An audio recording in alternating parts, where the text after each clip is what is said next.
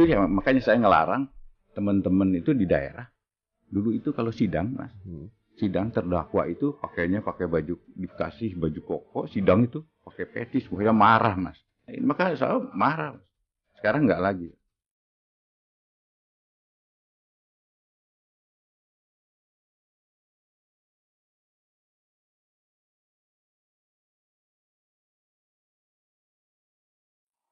Pemirsa, kita kemudian hadirkan juga informasi masuk ke tema utama kita pada malam hari ini. Mungkin kalau tadi Andromeda sudah sempat bilang, mungkin pemirsa juga sempat melihat pada saat persidangan, mungkin beberapa kali ada terdakwa yang sebelumnya tidak mengenakan hijab atau kemudian tidak nampak mengenakan pakaian-pakaian yang agamis.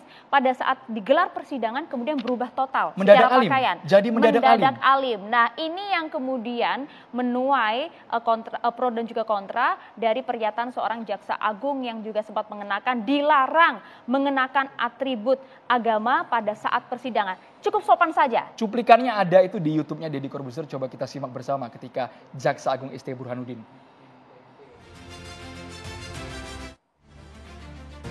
Itu ya makanya saya ngelarang teman-teman itu di daerah.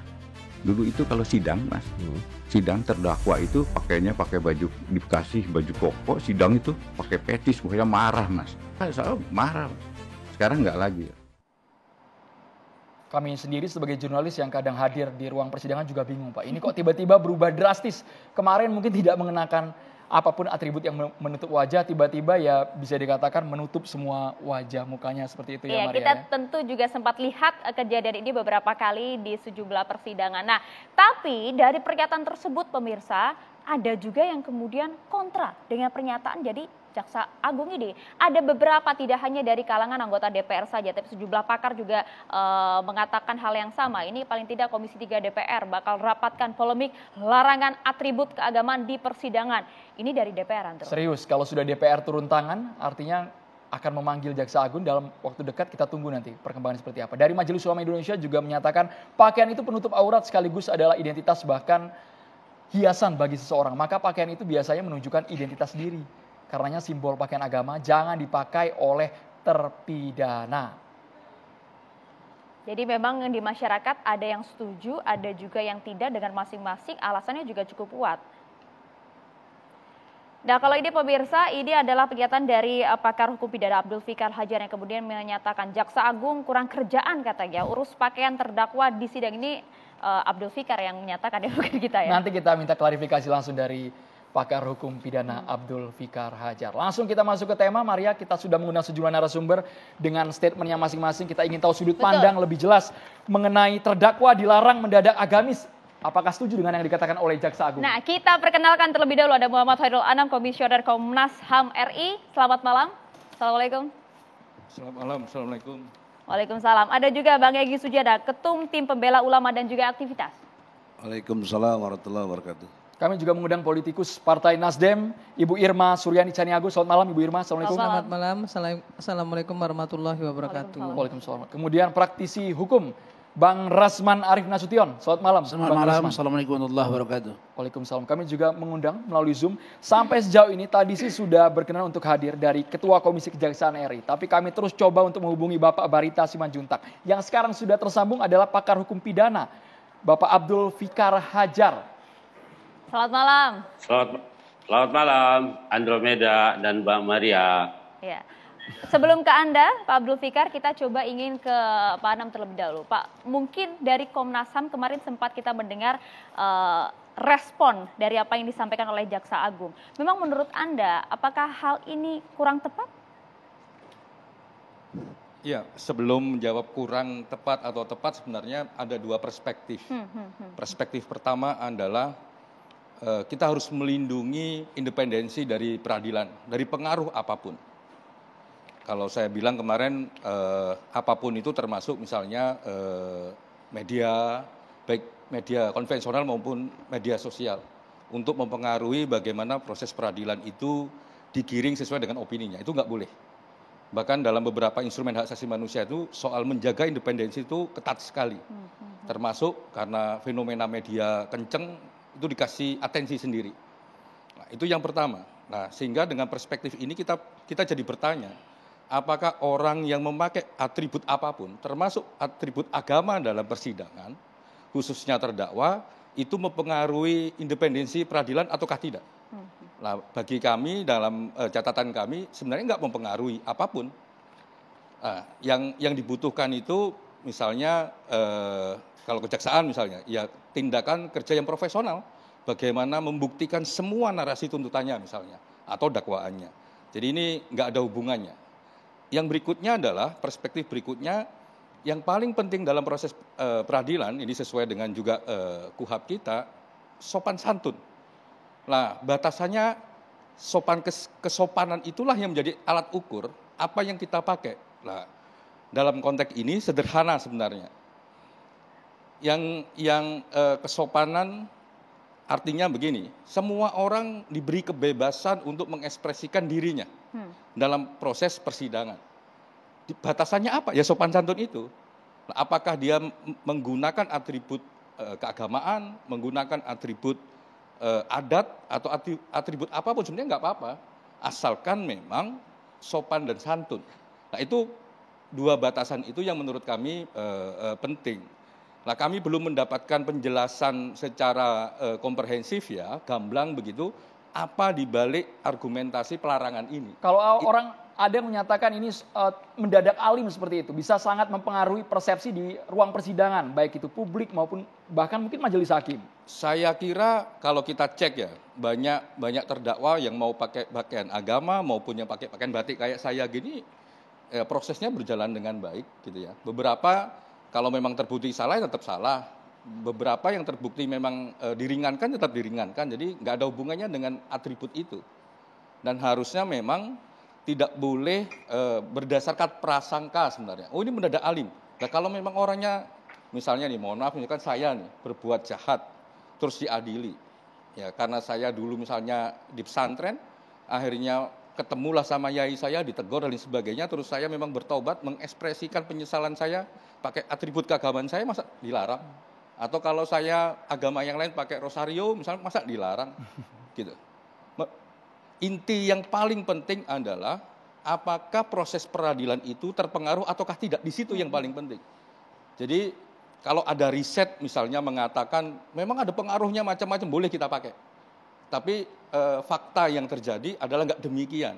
Beberapa terdakwa misalkan kasus korupsi, ada yang pakai atribut agama, ada yang pakai baju batik.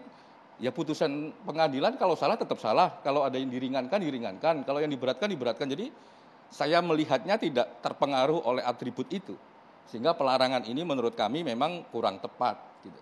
Oke, kalau alasannya kemudian agar tidak muncul berbagai perspektif yang menyudutkan suatu agama? Saya kira itu problem sosial kita, ya itu kita selesaikan di ruang yang lain. Ya mungkin perlu pendidikan, mungkin perlu memang narasi bahwa ini nggak ada hubungannya, mungkin perlu banyak hal. Tapi dalam konteks ini penegakan hukum, dalam konteks lembaga peradilan, yang paling penting adalah independensi. Dia tidak boleh terpengaruh oleh apapun. Nah, pertanyaannya sederhana. Pernah nggak hakim ditanya?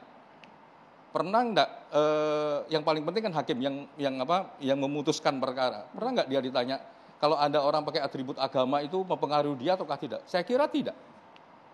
Ya, teman-teman yang praktek di peradilan pasti bisa menjawab itu. Saya kira tidak. Baik. Jadi kalau ada persepsi ini mendadak alim, ya kita doakanlah memang benar-benar jadi alim misalnya begitu. Kan juga ya, apa toh? Ibu Irma, jadi tidak nyambung Ibu Irma kalau tiba-tiba mengenakan atribut agama dan tidak akan mempengaruhi keputusan majelis hakim tadi. Iya, saya sih sepakat ya dengan misalnya kalau tidak akan mempengaruhi persidangan ya. Tapi mempengaruhi opini publik saya setuju. Orang yang tadinya nggak pakai jilbab gitu ya, kemudian nggak pakai peci dan lain sebagainya, tiba-tiba begitu menjadi terdakwa dia menjadi sangat agamis gitu. Itu menurut saya menodai agama, gitu ya, memperburuk agama, menjelekkan image agama. Tuh orang pakai baju gitu ternyata koruptor, kan gitu. Padahal dia agamis loh. Tuh bajunya begitu ternyata koruptor. Kan yang jelek agama tersebut yang menjadi buruk. Nah yang kedua yang saya garis bawahi lagi, tiba-tiba dia menjadi lebih agamis seperti yang beliau bilang tadi. Doain aja gitu ya, mudah-mudahan dia dengan begitu dia menjadi lebih baik gitu. Nah kalau perubahannya ketika dia hanya ketika dia mendapat kecelakaan begitu, baru kemudian dia merubah sikap karena di persidangan, menurut saya kalau kemudian masyarakat menilainya ini pelecehan terhadap agama, saya setuju. Tapi kan kemudian seperti yang disampaikan, intinya adalah segala keputusannya kan berada di hakim, Kan- independensi itu. Kan Jaksa Agung tidak mengatakan bahwa orang tidak boleh berpakaian keagamaan.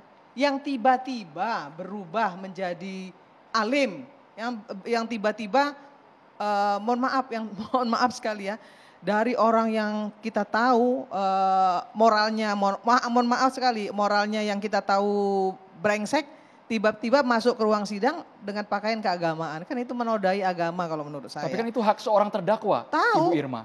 Tahu saya, itu hak seorang terdakwa. Tapi kan juga Jaksa Agung tidak melarang orang-orang yang misalnya dia memang tadinya memang berpakaian agamis, kan nggak apa-apa juga. Kan Jaksa Agung hanya mengatakan bahwa yang tiba-tiba menjadi alim itu bisa saja kemudian merubah persepsi publik.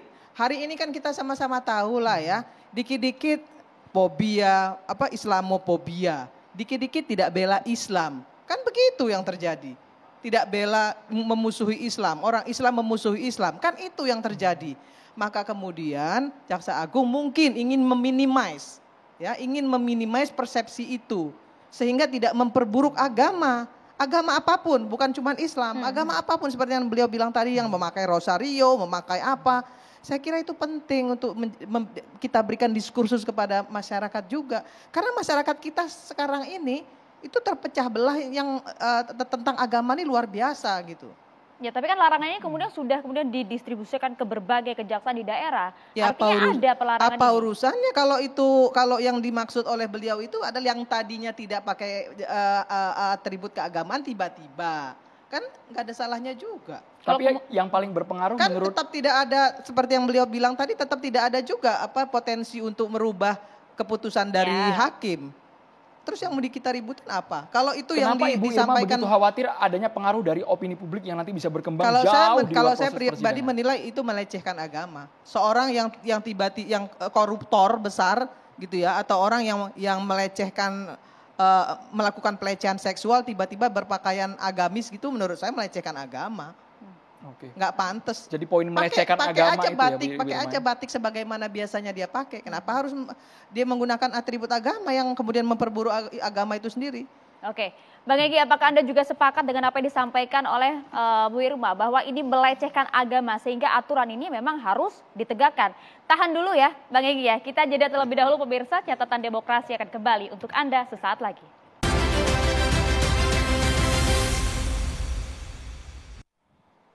Ya, kita lanjutkan pemirsa. Om Egy, bagaimana? Apakah Anda juga cukup sepakat karena ini dianggap melecehkan agama Islam atau kemudian agama-agama tertentu lainnya? Ya, sudut pandangnya harus dilihat dulu. Karena ilmu itu harus pendekatannya objektif. Kemudian diuraikan secara sistematis dan toleransi terhadap nilai-nilai kebenaran. Serta dibangun dengan sikap yang jujur, benar, dan adil. Nah, itu teori saya, osjubedil, insya Allah.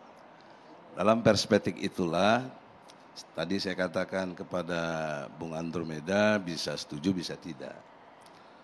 Kalau dalam pandangan Bu Irma, itu clear. Harus kita lihat sangka baiknya kepada menjaga terhadap penodaan agama. Itu saya tidak persoalkan. Tapi yang harus dipersoalkan adalah pendekatan hukum itu tidak boleh diskriminatif. Itu persoalan hukum yang sangat serius. Ditambah lagi azas legalitas dari hukum pidana itu pasal 1 ayat 1 KUHP. Tidak bisa seseorang dipidana atau dihukum atau dimarah-marahin, dilarang seperti itu bila tidak ada hukum yang mengaturnya. Nah, pertanyaan seriusnya, dari mana ujuk-ujuk Jaksa Agung begitu? Apa turunan aturannya? Gitu. Itu yang disebut sering mengada-ada jadinya. kan lebih baik Jaksa Agung itu lebih fokus kepada bagaimana mendidik para jaksanya itu ketika buat dakwaan sesuai dengan pasal 143 KUHP. Konkret, jelas, ya, transparan dan bisa dipertanggungjawabkan. Ya. Itu banyak yang enggak.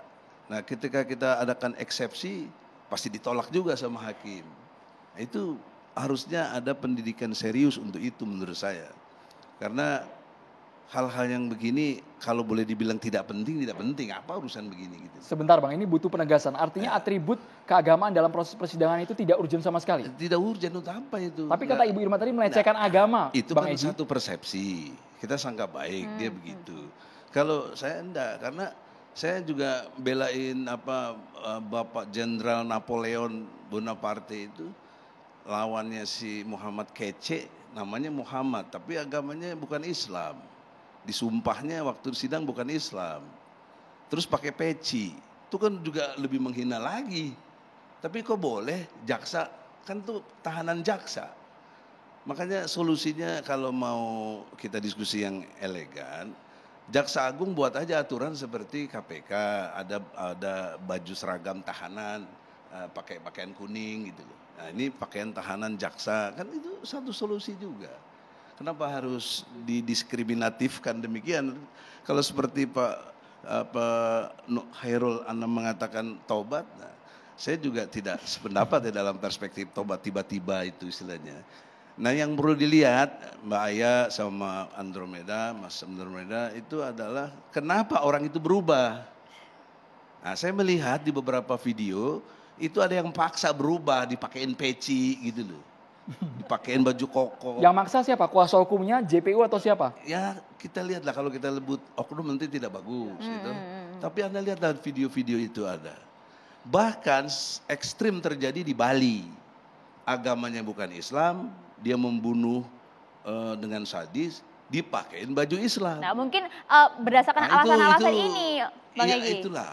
Nah karena kalau itu yang dimaksud, saya setuju dengan Jaksa Agung. Nah, tapi Jaksa Agung apa dasarnya gitu loh. Itu yang kita nggak jelas. Karena itu terjadi fakta. Jadi kita objektif tuh di situ. Tidak berpihak tetapi lihat objeknya sendiri yang menurut saya harus sesuai dengan nilai-nilai kebenaran. Nah oleh karena itu kedepannya itu kecerdasan itu perlu sekali untuk kita kedepankan di dalam konteks penegakan hukum. Ditambah kesadaran dan pendekatan jujur benar adil tadi. Nah yang kedua lebih baik ya kalau boleh bicara usulan dan konteks yang benar, kebetulan di forum yang berbahagia ini Jaksa Agung insya Allah mendengar. Lebih baik dia pikirin bagaimana tuh tangkap si Harun Masiku.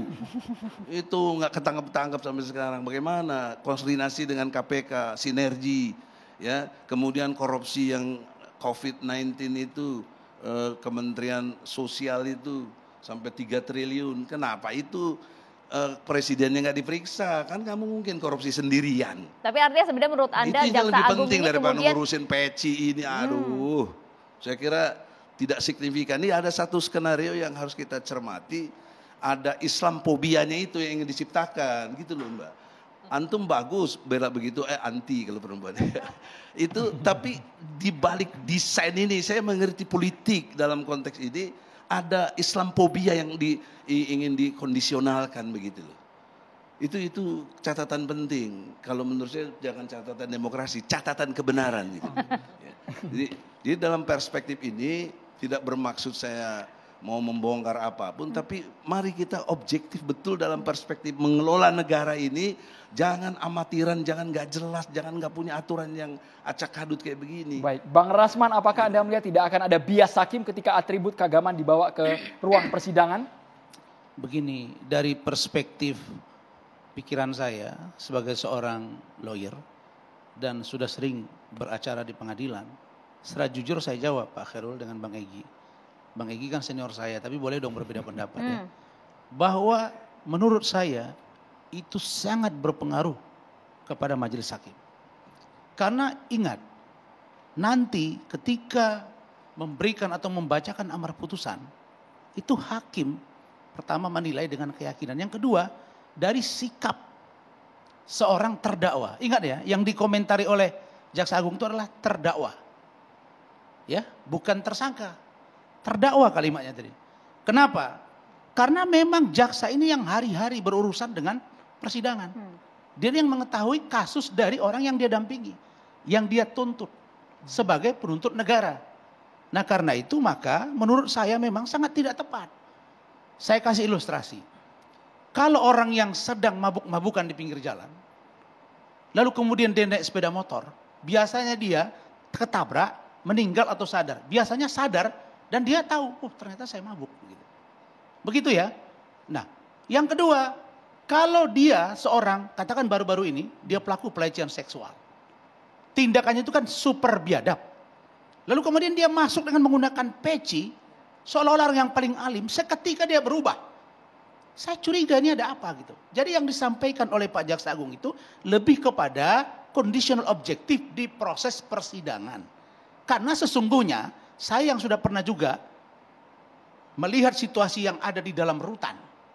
Ingat ya, ini masih dalam status terdakwa loh. Bukan terpidana. Kalau terpidana tinggalnya di lapas. Ada lembaga pemasyarakatan dibimbing. Mempengaruhi sikap atau atribut Bang? Ini kan dua hal yang berbeda. Atribut itu akan mempengaruhi majelis. Karena perilaku dia itu super jahat. Lalu kemudian dia berubah membentuk dirinya dengan pakaiannya dan meyakinkan hakim. Seolah-olah dia orang sudah baik, Bang orang sudah Rasman, sadar. tapi jangan sampai kemudian jadi opini yang beredar adalah hakimnya tidak independensi dong. Ya, kan saya katakan bahwa subjektivitas dan objektivitas proses pemeriksaan di persidangan oleh majelis hakim itu tetap dinilai dari dua sisi, objektif dan subjektif. Pakaian itu menurut saya berpengaruh bagi majelis hakim untuk mengambil putusan. Belum tentu Adinda, begini pendekatannya, coba dengar begini. Iya. Itu kan perspektif apabila hakimnya muslim, dia pakai pakaian muslim. Bentar dulu sebentar. Oke, berpengaruh. Tapi kalau hakimnya non muslim, dia pakai pakaian muslim mungkin lebih dibenci atau bisa juga belum ada penelitian itu. Enggak, Kalau begini menurut Bang. saya Izin, belum Bang. ada kategori pasti berpengaruh Begini, Bang. seperti yang disampaikan. Belum begini ada. Bang. Kan kita tidak mempersoalkan muslim non muslim. Tadi sudah diberitahu Ya, juga oleh itu Pak Khairul jangan Anam. diskriminatif. Nah, begini Bang. Abang aja yang selalu sensitif tentang Islamofobia Bang. Kan tidak Bang. Kita Kan saya belajar, bilang, saya baru kategori baca hukum tadi harus Bang. diskriminatif, Saya jangan baru sampai. baca kitab Injil tadi Bang. Saya belajar Al-Quran, belajar Injil. Yang saya katakan bahwa apa yang dilakukan seorang terdakwa di persidangan dengan membuat pakaian yang menurut saya seolah orang yang sudah bertaubat, padahal ukuran itu nanti ketika dia di dalam baru dia sadar. Dia masih dalam proses pemeriksaan kok di persidangan. Maka pakaian itu menurut saya, pakailah pakaianmu ketika kamu belum disidangkan. Itu yang benar. Tapi kalau you sehari-hari tidak sama dengan apa yang fakta persidangan dengan pakaian yang norak, lalu kemudian tampil di situ mengambil hati, kan biasa orang menangis Bang. Dia menangis membacakan. Misalnya dia menyampaikan pledoinya, dia menangis. Tapi belum tentu hatinya seperti itu. Karena sedikit sekali orang yang keluar dari tahanan, bahkan menyelesaikan hukuman, hanya sekian persen yang bisa merubah jati dirinya. Begitu mudahnya Bang, majelis hakim terpengaruh akan tetesan air mata seorang terdakwa di persidangan? Banyak yang terjadi. Banyak yang diciptakan seperti itu. Dan saya melihat bahwa kalau kejaksaan mengatakan you jangan berpenampilan di luar kebiasaan, maka menurut saya hakim harus bertanya juga nanti kepada yang disidangkan itu. Apakah saudara menggunakan pakaian ini sadar bahwa ini ada beban moral yang berat bagi saudara? Dan saudara harus jujur kepada saya sebagai majelis hakim. Itu yang perlu dipertanyakan. Nah kenapa jaksa itu mengatakan tidak elok? Ini pasti data yang sampai ke Jaksa Agung Bang. Nah sekarang Bang Egy nanya, apa landasannya? Landasannya adalah, saya sepakat Pak Kapolri misalnya. Kan beliau sekarang selalu mensuarakan apa yang disebut dengan restoratif justice. Jaksa Agung juga. Nah ini bagian dari restoratif justice. Artinya, sudahlah. Kalau kau melakukan kesalahan, maka kau tanggung jawabi kesalahan itu. Perkara kau mau sadar besok, tunggu. Selesai persidangan, kau berubah bertobat kau. Tapi ingat, hanya berapa persen saja yang berubah. Saya amati ya, maaf ya, saya amati. Baru Angelina Sondak tuh yang kelihatan berubah itu. Di luar itu tidak. Saya lihat Nazarudin biasa-biasa aja tuh. Yang lain biasa-biasa saja itu. Terus orang yang di dalam seperti apa? Jadi saya sependapat, kalau jaksa mengatakan Bapak harus berpakaian, kalau Bapak Muslim, gunakan yang layak, yang sopan. Kan aturan negara kita kan yang sopan. berpakaian sopan, sehat, tidak harus berpakaian sebagai seorang muslimah atau sebagai seorang Nasrani dan lain-lain. Tidak. Yang paling penting bagaimana dia menjadi dirinya sendiri. Jadi pakaian menurut saya berdasarkan pengalaman yang saya lihat berpengaruh bagi putusan majelis hakim. Bang Egy. Saya tidak sependapat, ya betul nggak apa-apa, beda pendapat ya. Pendekatannya adalah pendekatan intelektualitas yang dibangun berdasarkan fakta data. Penelitian untuk itu hakim terpengaruh belum ada. Belum ada referensi yang menyatakan itu subjektivitas. Tapi fakta di lapangan, sedikit Bang Egy. Belum, baru saya menguraikan. Sebentar, sabar Adinda. Ya. Jadi dalam konteks itu pendekatan saya masih kuat dalam argumentasi itu tidak berpengaruh. Apalagi hakimnya berbeda agama dan lain sebagainya, itu pengaruhnya juga pasti ada. Tapi tidak ada penelitian ke arah itu yang saya pahami atau saya mungkin kurang pemahamannya.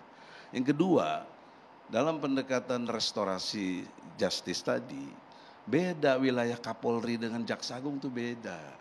Amat sangat beda. Tugas jaksa, tugas polisi, tugas hakim, kita advokat, penegak hukum beda-beda. Konteksnya polisi itu di tingkat penyelidikan dan penyidikan. Itu pantas restorasi dalam pengertian lebih kepada pendekatan IT. Itu yang saya ingat pahami betul. Sorry. Nah, kemudian Bang, kalau jaksa sudah pada tingkat P21, sudah masuk ke Mungkin pengadilan. Bang Egy saya koreksi nih, karena Gitu. beliau senior saya. Bang, Ya, itu Jaksa konteksnya- Agung juga sering melakukan restoratif justice, Bang. Iya. Contoh, Bang, baru-baru ini Tapi di kan Aceh, Bang. Saya nangani kasus. yang Bang, kita bicarakan sedang dalam pengadilan. begini, Bang. Sudah Nggak, jadi terdakwa. Kan Abang tadi bilang, Kan sudah jadi terdakwa. Bang, Abang tadi bilang kan kalau polisi wilayah hukumnya beda. Iyalah. Justru Jaksa Agung, Bang, sudah merestoratif justice juga. Misalnya, ancaman hukuman tindak pidana ringan. Kan mereka menangani juga, melidik juga, Bang, persoalan korupsi. Kalau itu hanya waktu dikembalikan, disuruh dikembalikan, Bang. Nah, maksud saya, jangan Abang langsung memilah bahwa pikirannya Pak Kapolri dengan Pak Jaksa Agung berbeda. Dua-dua penegak hukum, termasuk kita. Gini, Bang, bagaimana kalau Abang, seorang sebagai lawyer profesional, bahkan Abang saya, senior saya, ada satu klien Abang, yang dia penjahat luar biasa. Sholat pun tidak tahu datang pakai peci, pakai lobe, pakai pakaian koko, seorang dia orang paling alim. Itu tentang Islam, Bang. Justru kalau hakimnya bukan Islam, dalam pikiran saya, dia akan berpikir, oh, ini orang Islam kok seperti ini. Atau sebaliknya, ini Muslim hakimnya, yang terdakwa itu adalah seorang yang bukan Islam. Dia juga berpikir, apa begini ajaran agamamu? Itu yang saya lihat sekarang, Bang. Maka menurut saya, sikap atau tipologi yang dibangun oleh Jaksa Agung, yang disampaikan kepada para jaksa-jaksa di bawah, itu menurut saya baik. Agar masalah agama, jangan benturkan urusan tindak pidana yang kau lakukan. Karena kejahatan tidak akan membungkus pakaianmu itu. Jadi Tapi sebentar. pakaian itu akan membungkus kejahatan. Sorry, kalau Ya, saya Irwan sedikit, mau ngomong apa, sedikit silakan. menambahkan begini. Kalau yang namanya restorasi justice, Nasdem itu punya tagline restorasi Indonesia. Ya, restorasi Indonesia itu dari hitam menjadi putih, dari gelap menjadi terang, dari korupsi tidak menjadi korupsi. Jadi siapapun boleh melakukan restorasi. Ya, kalau itu yang saya mau sampaikan sama Egy. Nah, yang kedua, saya walaupun bukan lawyer, tapi saya ingin bertanya. Kayaknya ada deh di dalam putusan itu dia berlaku sopan, dia berpakaian sopan, dia berlaku sopan sehingga meringankan. Ada loh. Saya sering baca Sudah itu. sering kasus yang kita temui Iya, seperti itu. Karena dia berlaku sopan, dia berpakaian sopan dan berlaku sopan sehingga ada pengurangan hukuman. Itu ada. Jangan juga kita nafikan itu. Kalau saya lebih kepada sebenarnya kalau Egy kan sama Adinda Asman kan bicaranya dari sisi hukum. Karena saya bukan orang hukum, saya mengatakan lebih kepada image ya. Memperburu image agama. Agama apapun. Sudah tahu perampok, pelecehan seksual, pemerkosa. Tahu-tahu datang dengan atribut keagamaan. Kan masyarakat kita hari ini kan kita tahu. Jadi sedang harusnya pakai atribut apa itu? yang Ibu Irma? sesuai dengan yang mereka Sopan-sopan pakai. saja? Iya, sopan-sopan Oke. saja. Kan begitu. Jadi sebenarnya pernyataan Jaksa Agung ini jangan pula kemudian dipolitisasi menjadi sepertinya ini suatu kesalahan besar saya kira. Di sini ada kontrario berpikir. Ketika merumuskan pakaian sopan yang biasa-biasa saja. Ketika orang pakai peci, pakai koko karena tiba-tiba jadi nggak sopan. Kan kontrario itu enggak. Itulah cara berpikir jadi diskriminatif, jadi Bukan, ngaco. saya Nggak tidak sistematis. mengatakan bahwa Ya, oleh karena orang itu memakai jangan peci, pakai memakai pendekatan apa segala macam itu tidak diskriminatifnya sopan. itu yang penting, Keliru kategoriku. ente keliru bos. Yang Jadi keliru yang saya siapa? bilang, Dia yang bilang keliru kan. Kan begini, kalau pertimbangan hakim katanya karena pakaian sopan, apa yang sopan itu yang biasa-biasa saja. Nah, kalau yang katanya ya sebagaimana tadi sesuai dengan pendekatan apa dia yang jadi biasa dia mendadak pakai. agamis, menjadi mendadak berubah, pakai peci, pakai kopiah, pakai jilbab, berarti itu dipakai nggak sopan dong. Bukan. Karena harus dibuka. Nah, ini dia Anam kelirunya. juga ingin komentar. Kita tahan Bisa dulu ya. Bisa tambahkan Bang. sedikit? Politisasi Bisa saya seperti tambahkan, ini bukan yang selalu politisasi apa? menirukan Ini logika. image Coba, ya, menggiring logika yang opini dibangun. Bu publik. Ima, Begini, Bang ini Egy kan- kita tahan dulu. Orang terdakwa Ini itu. kan kita mau iklan dulu, Bang. Ada Kita efek tahan jerah. dulu ya Bang ya. Kita Kita iklan dulu, lanjutkan boleh, nanti Bang. usai jeda. Kita juga ingin gali Siap. persoalan hukum ini bersama dengan Abdul Fikar Hajar. Usai jeda sesaat lagi.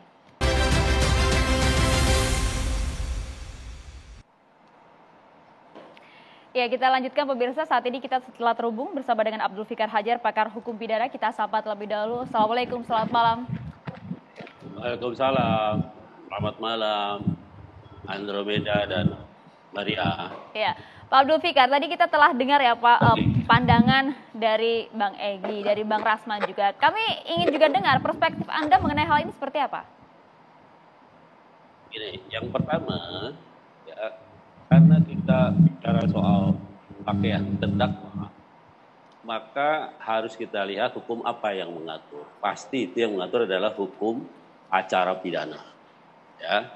Nah, sepanjang yang saya ketahui, tidak ada ketentuan di dalam hukum acara pidana yang mengatur tentang pakaian secara khusus, gitu ya. Yang mengatur tentang pakaian secara khusus, apalagi pakaian keagamaan atau tidak keagamaan, pakaian adat atau pakaian bukan adat dan sebagainya. Tidak ada aturan di dalam hukum acara yang mengatur itu. Nah, karena itu, ya, ketika ada pihak yang mengatur mengenai pakaian terdakwa di persidangan, maka harus kita lihat konteks kewenangannya. Gitu. Nah, karena itu saya berpendapat, jaksa itu sebenarnya tidak punya kewenangan dia mengatur-ngatur pakaian terdakwa, ya.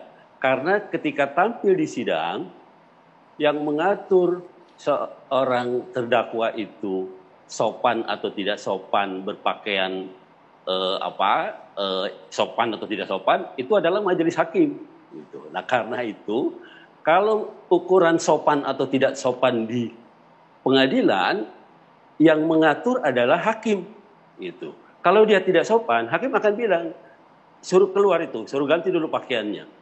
Ya, karena di persidangan adalah sepenuhnya merupakan kewenangan majelis hakim.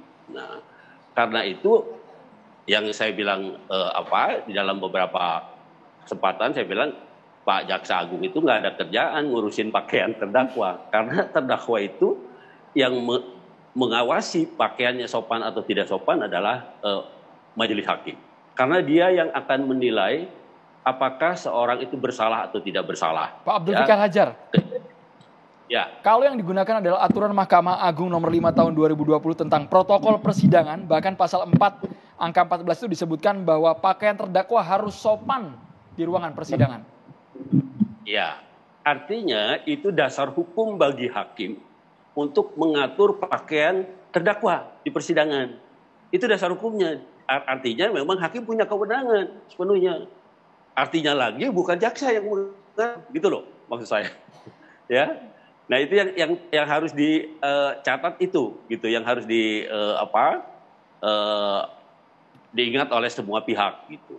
Karena pakaian itu sama sekali tidak menjadi faktor untuk memberatkan atau meringankan. Ya, pakaian itu sama sekali tidak menjadi faktor.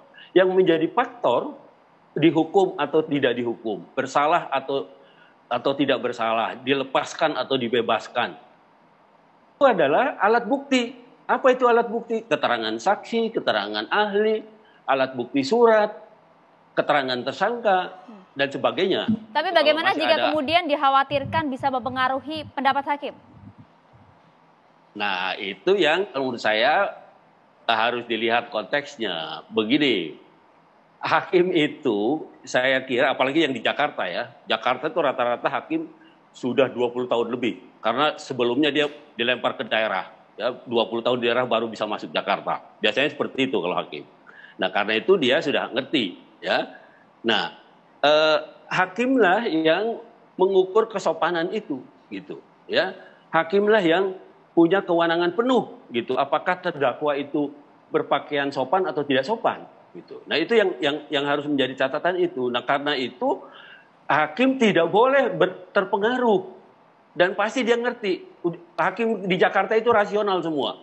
Tidak ada yang bisa mempengaruhi putusan selain itu tadi yang saya bilang alat bukti.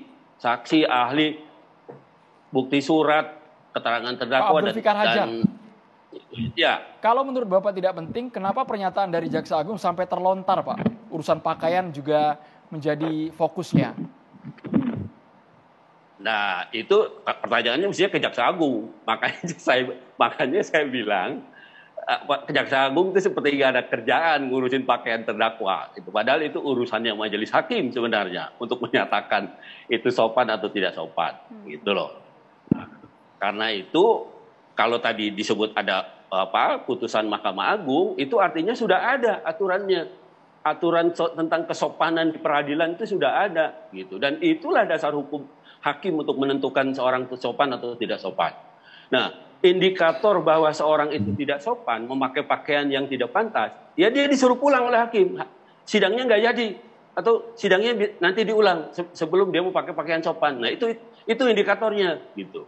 Jadi bukan dia pakai pakaian agama atau tidak pakaian agama, pakai pakaian adat atau bukan adat, bukan itu. Tadi lantang Pak Abdul Fikar Hajar mengatakan tidak penting ngurusin pakaian. Ibu Irma Suryani tanggapannya. Ya kalau saya sih, kalau dibilang penting-penting, dibilang nggak penting juga nggak penting. Kalau dibicara dari sisi hukum. Tapi kalau saya bicara dari sisi moral, ya dari sisi image, ya keagamaan menurut saya penting. Ya kalau yang disampaikan beliau tadi semuanya udah Egy sampaikan tadi di depan.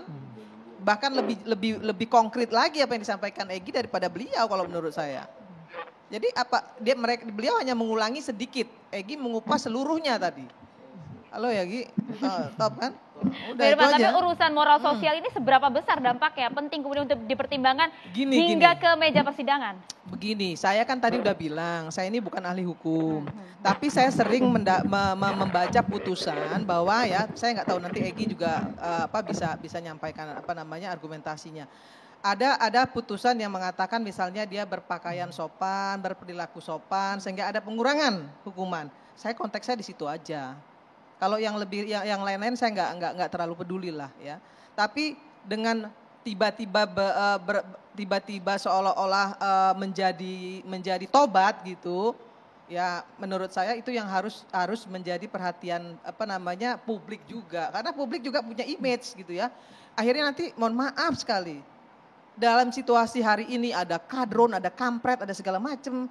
Itu kalau kita sidang pakai pakaian muslim kemudian dijatuhkan hukuman berat, ada juga loh di WA yang selalu menyebut tuh kalau Islam pasti diberat-beratin tuh hukumannya. Udah tuh pasti gitu-gitu loh. Yang gini-gini juga memang harus tokoh-tokoh di seluruh Indonesia ini memberikan diskursus yang bagus juga kepada publik gitu. Sehingga tidak kemudian antar agama itu seperti diadu-adu gitu kalau menurut saya. Nah makanya image itulah yang memang harus diminimize. Saya sih nggak bilang itu boleh atau tidak boleh. Kita minimize saja lah. Jangan benturkan antar agama satu sama lain. Yang nggak pernah pakai pakaian muslim, yang tadinya korupsi gitu ya. Berubah tiba-tibanya itu. Gitu. Tiba-tiba berpakaian muslim, tiba-tiba kemudian dihukum berat. Pasti kan ada komentar di Pak Anam, boleh komentarnya? Pak Anam terlebih dahulu. Ini fokus ini. Berubah tiba-tiba itu, kan tadi saya bilang ada yang mengkondisikan oknum-oknum. Nah, itu yang harus dipersoalkan. Kalau dia berubah sendiri karena taubat ya nggak apa-apa dong. Nah, tapi kalau yang dikerjainnya itu yang nggak benar gitu loh. Itu yang harus dihormati. Kemudian kalau ini diterima dari himbauan jaksa ini, itu nanti harus juga saya himbau mungkin yang pas Menko Polhukam menghimbau jangan ada kadrun varian baru, ya, seperti yang mau jadi capres pakai peci, yang mau capres perempuan pakai kerudung. Nah, itu kadrun varian baru itu. Tapi kalau boleh. dilihat dalam Jadi harus konteks dilarang oleh ini, ini. Bang Egy, Nggak boleh Pak itu. Anam, kan Ya. entah itu ada dorongan atau tidak, kemudian keinginan diri pribadi untuk mengenakan sesuatu kan hak asasi manusia. Iya, intinya sebenarnya dalam konteks hak asasi manusia, termasuk juga di KUHP kita, itu memang melindungi bagaimana mekanisme peradilan itu tidak terpengaruh oleh apapun. Termasuk juga opini masyarakat, opini media dan lain sebagainya, termasuk juga oleh opini terdakwa. Kalau dia punya keyakinan, hakimnya punya keyakinan kan memang nggak terpengaruh, ya tergantung bukti dan lain sebagainya. Jadi pokok poinnya sebenarnya di situ intinya. Nah yang berikutnya begini, kalau ini seandainya memang menjadi satu kebijakan, entah punya kewenangan dan tidak gitu ya, kalau kita baca berbagai instrumen hukum, karena kebetulan saya juga background-nya di LBH, itu clear yang memang yang berkuasa di pengadilan itu ya memang hakim, memang jaksa nggak perlu mengatur itu. Ya kalau dari rutan ke mana sampai nunggu di ruang sidang memang masih jaksa. Tapi ketika masuk sidang ya kekuasaan hakim. Ya hakimlah yang akan menentukan. Bahkan dia yang akan menilai apakah dia pakai busananya itu sopan ataukah tidak dan lain sebagainya. Tapi ukurannya sopan, bukan ukurannya agama atau nilai-nilai adat tertentu. Jadi sopan santunnya. Itu yang pertama. Yang kedua begini. Yang soal tadi Bang Hoirul Anam, sebelum ke poin selanjutnya, kalau case yang Bang Rasman sebutkan bahwa ketika pembacaan nota pembelaan terpengaruh antara sikap sopan, kemudian atributnya juga bisa mempengaruhi meluluh. Nanti saya jelaskan beberapa hal yang tidak pakai pakaian kayak begitu juga mempengaruhi. Ya. Tapi saya mau bilang begini, kalau ini diambil sebagai satu kebijakan, potensial akan terjadi diskriminasi. Itu penting, diskriminasi yang tadi sudah diingatkan oleh Pak Bang Egy juga. Apa potensial diskriminasinya? Karena dia sebenarnya menentukan mengekspresikan dirinya sendiri itu apa bentuknya. Yang mengukur hakim. Kalau hakim merasa misalnya, kok ini tiba-tiba ya dulunya pakai pakaian biasa, tiba-tiba kok pakai sangat agamis misalnya, apapun agamanya, hakim bisa nanya, agamamu apa? Ditanya, waduh, kok ini mempengaruhi, dia bisa diusir. Dia bisa Anam, diganti. begini, dengan adanya kasus seperti ini maka kemudian Pak Jaksa Agung ya mengeluarkan himbauan ini menurut saya hakim juga. Dengan demikian hakim ke depan hakim akan mengutip apa yang sampean sampaikan juga. Itu menjadi satu masukan yang bagus menurut saya. Itu ruangnya kejaksaan sampai ruang tunggunya pengadilan. Masuk ke pengadilan sebenarnya ruangnya ada ruang hakim. Bahkan begini misalnya di beberapa konteks ini, mohon maaf ya, ada yang tiba-tiba pakai cadar misalnya. Ketika ditanya identitasnya mana, cadarnya bisa dicopot. Enggak, ini agama saya melarang buka cadar. Enggak, saya kan ingin lihat kamu ini siapa. Betul nggak sesuai dengan KTP itu boleh. Karena memang kekuasaan hakim. Nah kita nggak usah ngomong kasus yang gede-gede. Ini ada kasus kejahatan jalanan. Kejahatan jalanan itu hampir semua yang diadili di kejahatan jalanan itu kalau nggak pakaian putih, hitam, pakai peci. Hampir semuanya kayak begitu. Nah padahal dia bisa pakai pakaian yang pakai batik atau pakai yang lain. Artinya bahkan kalau kita lihat di beberapa rutan misalnya yang kejahatan jalanan, itu nggak punya pakaian putih, ya pakaian putihnya itu ya gantian. Tapi gitu kan loh. itu hak subjektif dari hakim. Sebenarnya juga kalau beda. Sebenarnya kalau dia dikasih kebebasan dengan batasan harus sopan, itu juga mempermudah semua orang, termasuk mempermudah petugas. Kejahatan jalanan itu semuanya pakai peci, pakai putih dan hitam. Dan itu kalau kita di rutan, ini bisa saya itu sebentar. Kita habiskan dulu, Bang Rasman. Itu nggak pernah ya itu disediakan di rutan itu. Padahal kalau kita dibebaskan asalkan sopan, sesuai dengan KUHP, saya kira kita nggak perlu juga memaksakan diri untuk menyediakan itu semua. Nah, maksud saya disitulah kita punya kebebasan untuk mengekspresikan diri kita di pengadilan. Dan satu hal yang paling penting sebenarnya, yang ini penting dalam konteks hak terdakwa. Hak terdakwa itu ya boleh menggunakan semua kemampuan dia untuk meyakinkan hakim bahwa kejahatannya itu tidak dilakukan atau kejahatannya tidak sesuai dengan dakwaannya, itu boleh. Itu memang haknya terdakwa. Nah, apakah nanti terpengaruh dan tidak terpengaruh, ya itu urusannya hakim. Bukan urusannya terdakwa. Juga bukan urusan opini publik. Itu Baik, prinsip utamanya. Saya kira begini, Pak Khairul Anam ya. Kan Bapak backgroundnya juga LBH. Ya. Saya kira kita semua sepakat dalam teori hukum yang kita mau lihat seseorang menjadi terdakwa dan kemudian divonis, di situ sudah berlaku yang kita sebut dengan efek jera. Efek jera. Nah, bahkan kalau kita lihat di KPK, di kejaksaan, di kepolisian sekarang sudah pakai orange dan lain-lain. Itu kan efek jera. Oke? Begitu masuk ke proses persidangan, itu kan dilepas. Jadi tidak serta-merta yang Bapak katakan sampai pada ruang tunggu, bukan. Karena yang paling bertanggung jawab dengan si terdakwa ini adalah jaksa menghadirkan. Dan dialah yang tahu perilaku dari seorang terdakwa itu. Iya, Pak. Sebentar Pak. Kan bener toh. Sebentar Pak. Bahwa dia sampai Dan ruang tunggu. hakim tidak pernah tahu seperti apa latar belakang dari si terdakwa ini. Dia hanya tahu di depan persidangan. Maka ketika dia menampilkan identitas dia yang mendadak agamis, maka hakim akan terpengaruh. Saya katakan ini berdasarkan fakta empirik. Terpengaruh untuk mengambil putusan. Begini, coba saya kasih satu gambaran. Besok, kan katanya tadi ukuran kita itu standarnya itu adalah pakaian sopan. Ya. Oke, apakah yang disebut dengan sopan? Kan nasionalis religius Indonesia, anak SMA, pakaiannya pakai rok panjang apa lain-lain atau berhijab dan lain-lain. Nah yang kita mau kasih gambaran adalah, jika keseharian dia berpakaian tidak seperti itu, lalu kemudian dia menjadi pesakitan, berubah atau mendadak menjadi agamis, ini patut dipertanyakan. Jangan-jangan ini orang membentuk satu karakter, meyakinkan hakim untuk lolos dari tindakan yang dia lakukan. Apa itu? Tindakan kejahatan. Nah karena itu ini kegelisahan dari jaksa-jaksa yang diberi masukan kepada Jaksa Agung.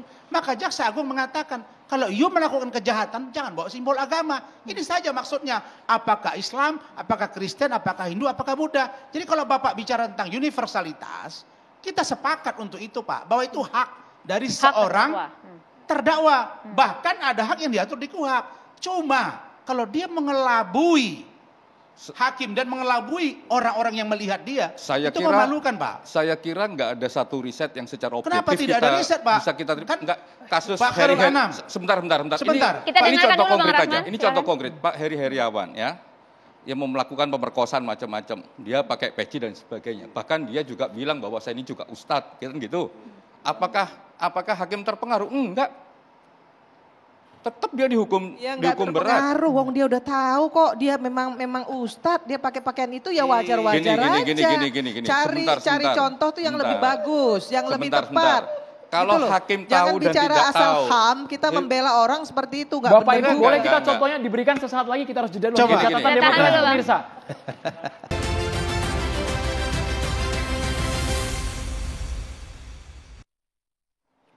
Ya pemirsa, kita hadirkan terlebih dahulu informasi ini yang sempat ramai juga kemarin Andro dan juga para narasumber. Ada rombongan anggota Hilafatul Muslimin yang berkonvoi pemirsa membawa atribut khilafah menjadi sorotan, bahkan pihak kepolisian pun juga turun tangan.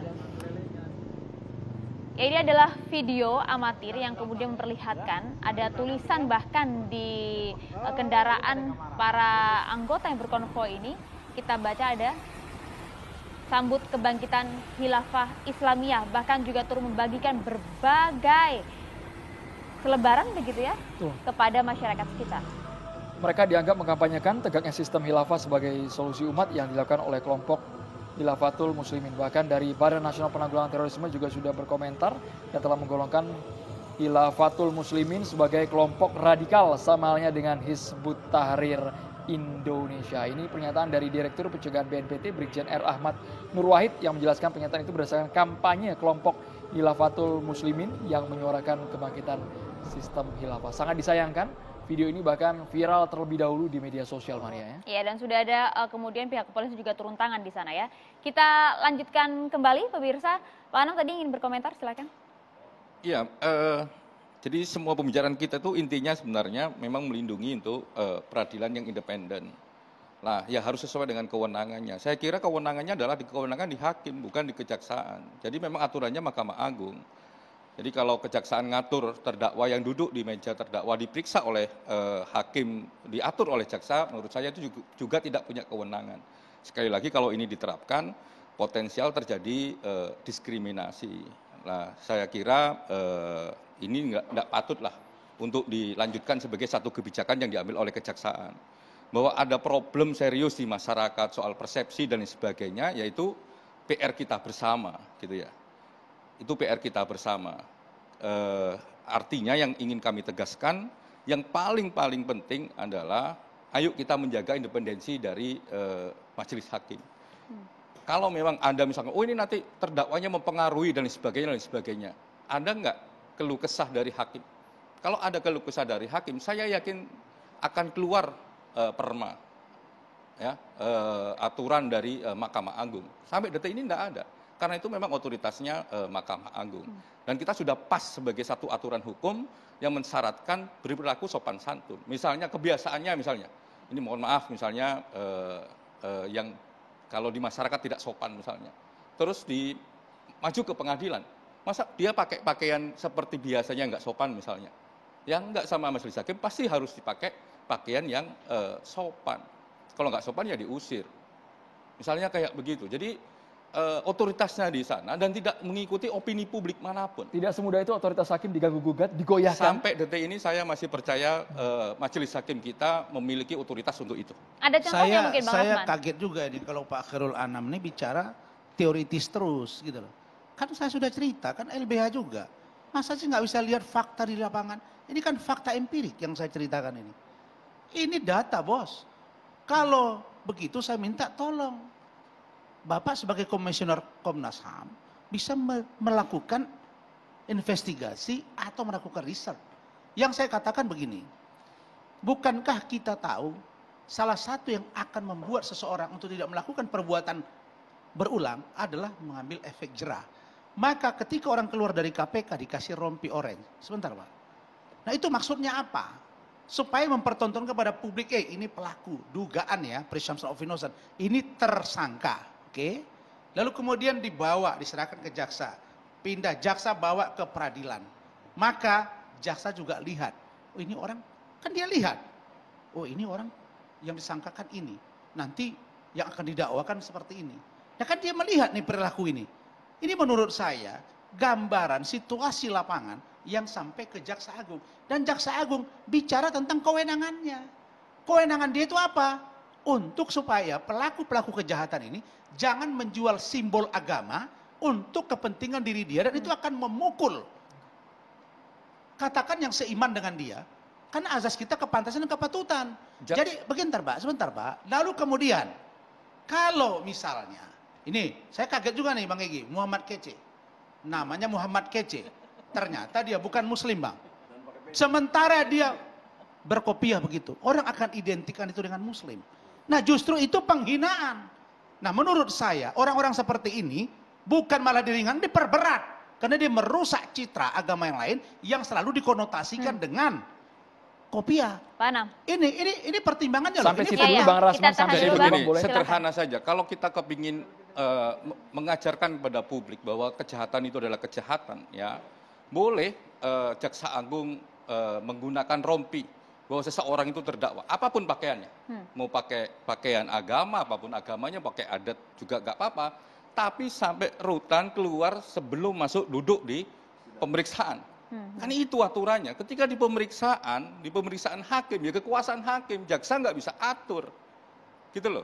Itu kalau ini tujuannya untuk masukan untuk hakim? Kita tidak mengatakan itu satu, bahwa Jaksa sebentar. Agung ingin mengatur-ngatur di luar kewenangan dia, bukan. Dia hanya menyampaikan bahwa kalau you melakukan proses pelanggaran hukum dan kamu adalah dalam tangan jaksa penuntut umum, maka idealnya Anda itu jangan melakukan perbuatan yang mendadak agamis. Apakah muslim atau tidak muslim itu saja, tapi berlaku sopan. Apa itu? Santun, biasa-biasa saja. Contoh, saya melihat dengan COVID ini banyak orang yang selamat dari wajah, padahal efek jerah jelas untuk itu. Contoh dia pakai masker atau pakai tutup muka dan lain-lain. Kita susah mengenalinya. Nah, saya tanya Bapak, yang mau dicari dari seorang pelaku kejahatan adalah apa? Efek jera kan? Efek jera itu termasuk proses persidangan, pemeriksaan sampai dia divonis. Saya kira memang perkembangan zaman kita, rekam jejak digital apapun, mau dia sekarang pakai tutup dan sebagainya bisa dilacak. Informasi. Wah, saya kira hakim. Pak, ini kalau begini cara Kita berikan kesempatan dulu, Pak. Begini deh Pak. Enggak, sorry. Bapak Komnas HAM, nanti saya kasih Bapak satu data klien saya yang diduga dilakukan pelecehan seksual. Saya bawa ke Bapak. Kalau Oke, kita tahan dulu Bang Rasman, bergantian. Saya tidak ngomong soal hakimnya, saya ngomong opini publiknya. Kan tadi ngomong giring opini publik. Opini publik itu bisa dijembatani oleh Jaksa Agung dengan pakai rompi. Tapi rompinya dicopot sebelum dia memang masuk ke pemeriksaan. Memang itu dicopot. Clear ya? Artinya adalah kalau ada pesan dari Jaksa Agung bahwa orang ini adalah terdakwa, ya, masih belum diputuskan dia berbuat jahat ataukah tidak oleh hakim, tapi dia sudah memiliki bukti yang cukup, ya, untuk jadikan terdakwa, clear sampai di situ. Nah, sekarang saya tanya Bapak. Sebentar. Ya, kita habiskan dulu Bang Rasman.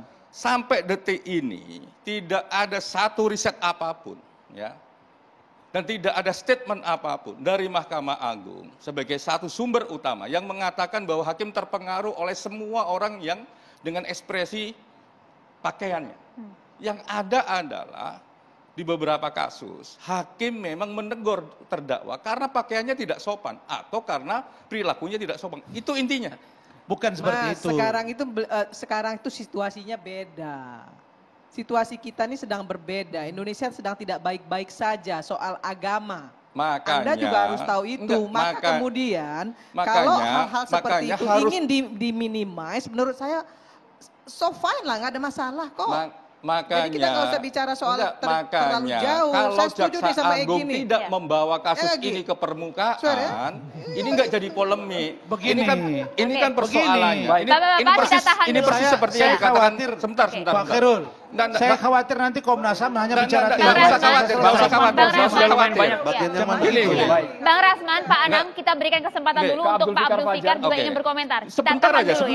Ditahan dulu Bapak di studio. Kita akan bergabung. Pak Abdul Fikar Hajar, apakah menurut Anda majelis hakim akan terpengaruh mendapatkan simpati dari terdakwa yang mengenakan pakaian agamis? Oke, saya kira itu pandangan yang simplistis, ya, pandangan yang terlalu menyederhanakan masalah. Bahkan lebih jauh itu mengecilkan hakim. Pandangan siapa, Gar? Yang jelas, Gar. Yang simplistis pandangan siapa? Nah, itu pandangan yang paling sederhana sekali itu. Iya, siapa terlalu itu? simplis. Yang dimaksud simplistis siapa? Supaya jelas. Simplis terlalu sederhana. Iya, siapa orangnya? Oke, jadi bagaimana? Ya, jadi seperti pandangan yang menyatakan bahwa hakim akan terpengaruh oleh pakaiannya terdakwa. Oh, itu pandangannya Rasman, gitu dong jelas. Oke, clear. Bang Egy, dilanjutkan. Pak Fikar. Sederhana, ya. Nah, karena apa? Karena menyederhanakan masalah gitu. Hakim itu orang yang rasional dan berpengalaman. Ya, tidak boleh dikecilkan dia. Dia dikasih kepercayaan. Nah, karena itu nggak ada kaitannya dengan pakaian dan sebagainya. Yang harus dijaga itu independensinya. Yang harus dijaga itu kenetralannya. Itu yang harus dijaga. Gitu. Nah, karena itu pandangan-pandangan seperti itu kalau menurut saya justru mengacaukan masalah gitu. Ya, pakaian kok dipersoalkan. Sepanjang dia tidak sopan, ya tinggal disuruh pulang, balik lagi pakai pakaian yang sopan. Kan seperti itu. Ya kan? Bukan soal dia pakaian beragama atau tidak beragama, pakaian adat atau tidak adat. Nah, karena itu yang harus dijaga adalah bagaimana tidak mengecilkan atau merendahkan pengadilan. Itu yang harus dijaga gitu. Nah, karena itu kita juga harus percaya kepada hakim. Ya, bahwa pakaian seorang terdakwa itu tidak mungkin akan mempengaruhi pikirannya. Yang akan mempengaruhinya adalah alat bukti. Keterangan saksi, keterangan ahli, keterangan terdakwa. Mengatur apa yang dikenakan pun juga tidak begitu penting untuk diatur untuk saat ini. Iya, kalau menurut saya tidak perlu diatur. Karena itu tadi saya bilang, kewenangan sepenuhnya seperti Anam bilang tadi, independensi hakim itu akan mengatur. Baik, Pak Abdul Fikar, poinnya sudah kami terima. Bang Egy. Oke. Ya, alhamdulillah Abdul Fikar ini teman mahasiswa dulu sama. Sohib. Itu alhamdulillah sebagai ahli relatif sama dengan pandangan kita. Nah, saya ingin coba menengahi ya.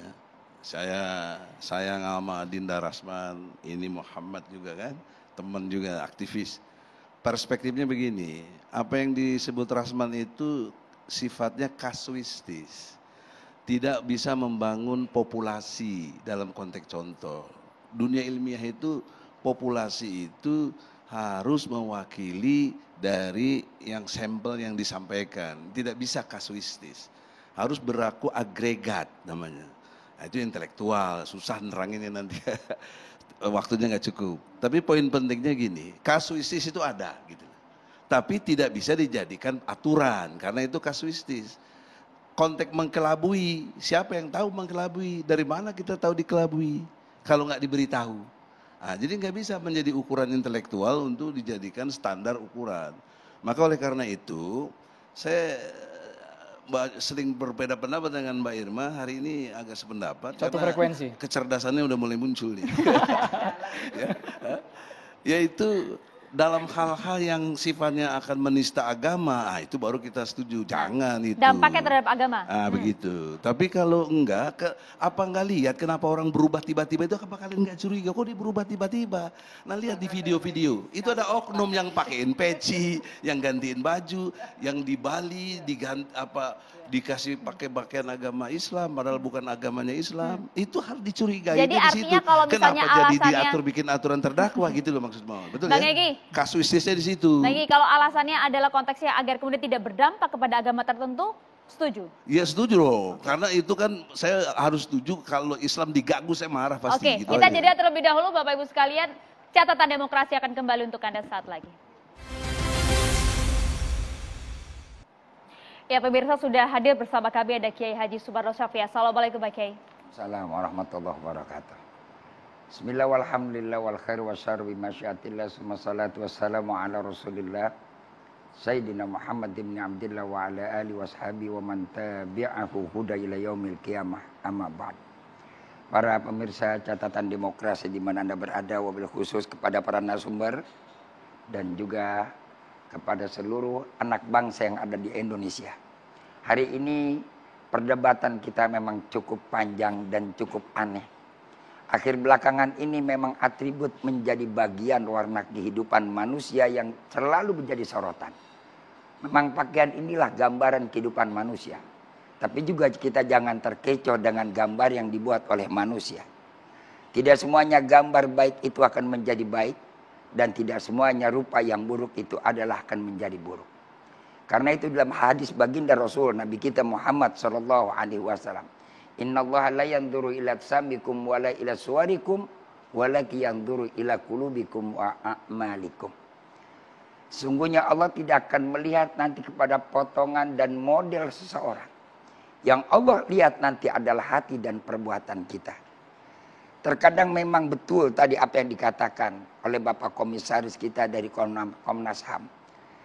Insya Allah hakim-hakim yang ada di Indonesia cukup profesional. Tidak akan terpengaruh dengan atribut apapun. Tapi bagi kita umat yang beragama terus terang. Ketika penjahat bisa berubah dadak-dadakan jadi orang baik, ini pun jadi menyinggung kita orang beragama. Bayangkan. Dari yang namanya mereka sebagai bandar narkoba tiba-tiba duduk di bangku pesakitan percis kayak ustadz. Dan lebih parah lagi mereka yang tidak pernah mengenakan jilbab, nggak pernah pakai baju syar'i. Begitu di bangku pesakitan, mereka ini tiba-tiba berubah jadi ustazah. Cukup membingungkan, akibatnya publik menilai. Kenapa orang seperti ini? Apakah agama mengajarkan seperti itu? Ini sebenarnya adalah tujuan Pak Jaksa, betul. Jaksa Agung benar tujuannya. Tapi memang bukan bagiannya.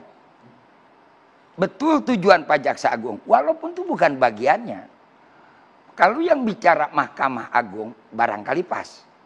Karena itu adalah wilayah hakim. Jaksa bukan wilayahnya. Tadinya mestinya Pak Jaksa Agung bicara kepada Bapak Mahkamah Agung. Supaya Mahkamah Agung yang berbicara. Kami para ustadz dan para kiai yang ada di seluruh Indonesia selalu mempertanyakan kapan sih ada aturan yang benar, jangan mendadak jadi orang jahat jadi benar. Tiba-tiba yang bicara kenapa Pak Jaksa Agung bukan Pak Mahkamah Agung. Yang ini yang jadi permasalahan. Seakan-akan timbul nanti perbicaraan di antara kita, antara Islamofobia dan non-Islamofobia. Oleh karena itu hal-hal yang demikian harus kita hindari. Ini PR kita banyak. PR kita banyak. Apalagi sebentar lagi kita menghadapi 2024. Banyak nanti musang-musang yang berbaju-baju mereka bagaikan kambing. Banyak mereka serigala nanti yang berubah menjadi lebih baik daripada yang baiknya.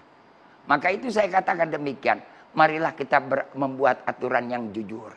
Andaikan pakaian yang sopan yang harus dikenakan di bangku pesakitan. Sopan yang semacam apa? Jangan nanti sopannya dibuat-buat kayak orang yang sudah benar-benar sopan. Sebaiknya betul kalau ketika nanti manusia diadili di padang mahsyar. Tidak ada atribut. Itu Allah. Bagaimana kita? Nah kita sekarang adalah bagaimana membuat aturan yang sudah jelas dengan sopan. Sopan yang ada kriterianya. Tidak boleh lagi menggunakan dan merubah dadak-dadakan seperti itu. Nah inilah yang harus sebenarnya menjadi jawaban ke depan. Insya Allah mudah-mudahan anak bangsa kita ke depan lebih cerdas. Dan lebih bisa memahami hal-hal yang semacam ini. PR kita banyak. PR kita cukup berhari-hari belakangan ini cukup besar. Apalagi kita menghadapi melaksanakan ibadah haji. Yang tiba-tiba anggaran haji mendadak berkurang.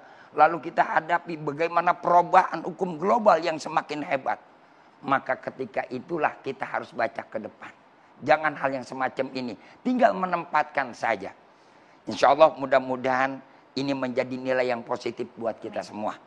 Dan mudah-mudahan kita mengharapkan tinggal waktu yang tersisa dari perjalanan apa yang dilakukan oleh pemerintah kita akan menjadi husnul khotimah buat kita semua.